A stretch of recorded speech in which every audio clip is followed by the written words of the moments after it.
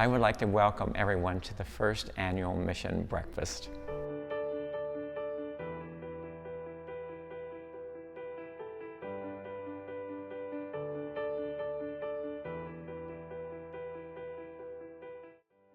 Every time you mention SICSA, there's all superlatives. Oh, I loved them. They were so good when I went out in there and adopted my cat or dog, and they gave me support when I needed it. And they were helpful. And what I loved so much about this, even during COVID,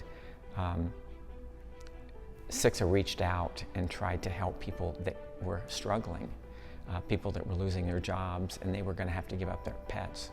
So they helped them, in fact, with food and with vet care and that kind of thing, so they could stay with their pets. Because that was only, that helped me survive. COVID was my cat.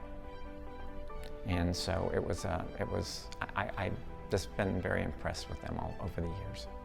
And I've been proud to be a part of them.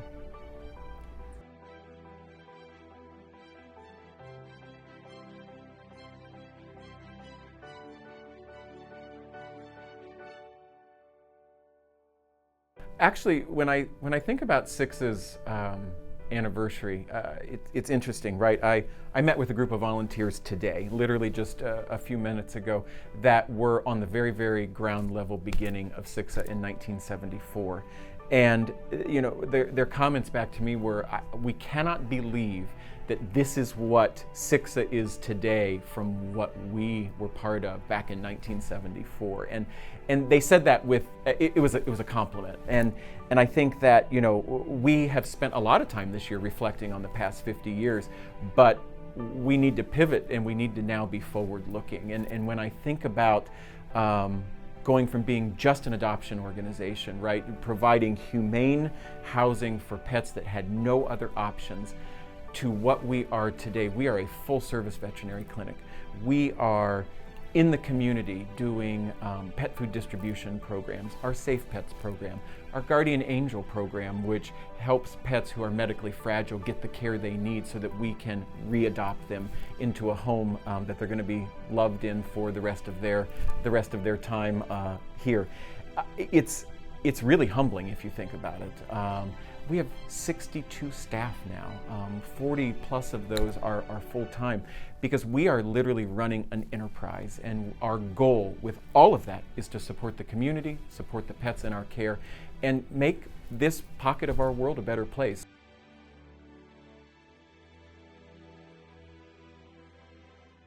At SICSA, we receive about 200 calls each month requesting information about our Safe Pets program. Safe Pets is where we provide temporary care for owned pets whose owners are in crisis. So we work with people who are going through domestic violence situations, experiencing housing instability. They might be in a rehabilitation program, in a hospital, any kind of situation where they just need temporary care for their pets, and then they can be reunited once they're kind of out of that crisis mode. And one of the ways that we're expanding that program is to really find critical partners for human service organizations in our community. So we're working with the Artemis Center, the YWCA, and organizations that help people find housing. And through those partnerships, we're able to identify need for people who might need access to Safe Pets program. And it also provides the security.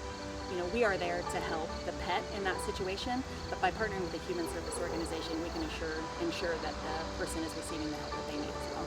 My favorite story for this year, for 2024, is there was a lady that had a little dog, and she lives in a nice neighborhood. She typically walked her dog and everything.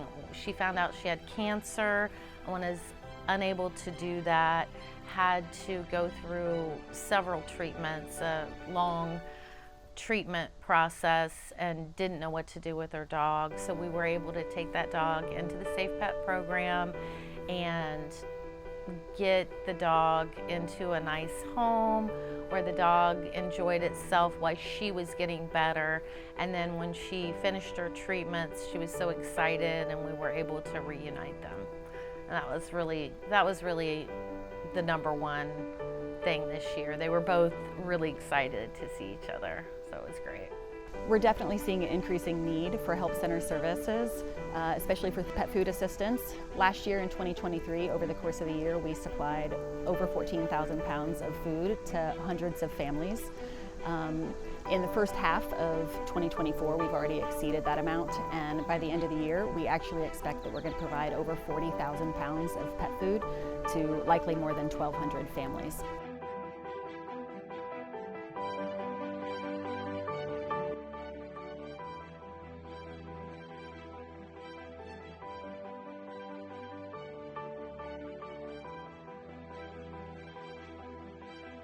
Another resource that over the last few years we've been able to provide to our community are our community veterinary clinics. So they're really a partnership within our programs at SICSA between the veterinary clinic and our help center program. So sometimes transportation and access to care is an issue.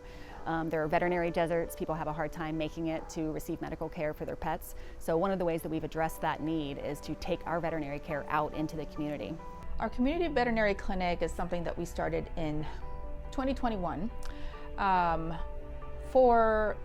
There's been increasing recognition that there's a gap in a lot of people's ability to provide veterinary care for their animals. So this means that there are a lot of animals out there that are not getting the veterinary care that they need because of various barriers that the families have. The community veterinary care program has been part of our answer to this problem.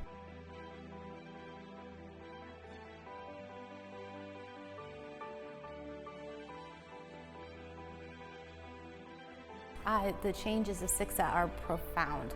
When I first came here 10 years ago, I was a volunteer and worked with the fundraiser, Lift Your Leg at the time. From there, Larry Mullins was amazing and realized that yes, cats do need, there needs to be a position in the shelter for not just their behavior, but their enrichment as well. So from that position that was created, the programs have improved drastically. We're able to have this program and do extra things with the dogs. So we have large pack walks, which is a bunch of volunteers come and take these dogs off-site to different parks where they're getting exposure, they're getting seen by people who wouldn't normally come into our shelter.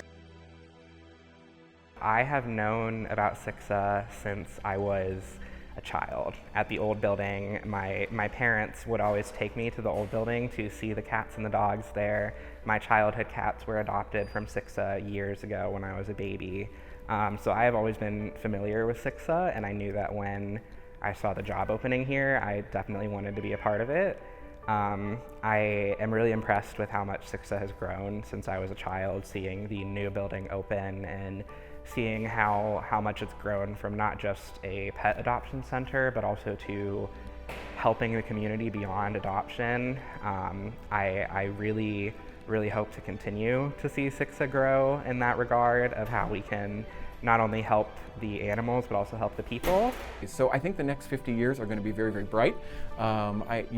We currently have a very robust budget that allows us to do all of the things that we are doing, but we can do so much more, right? And I think that's what's great about this organization is that we're not coming from a place of desperation where we still need to be worried about how we pay the bills and keep the lights on. We're now in a position where we can say the world is our oyster, and we have the staff, we have the enthusiasm, we have the ability to grow this organization and grow its impact exponentially more in the next 50 years than we did in the last 50 years. I'm thrilled to be here. I'm just thrilled about everything about SICSA right now, so happy 50th anniversary. To reach that 50-year mark is significant, and it feels really good, the work that we've been able to do over the course of those 50 years.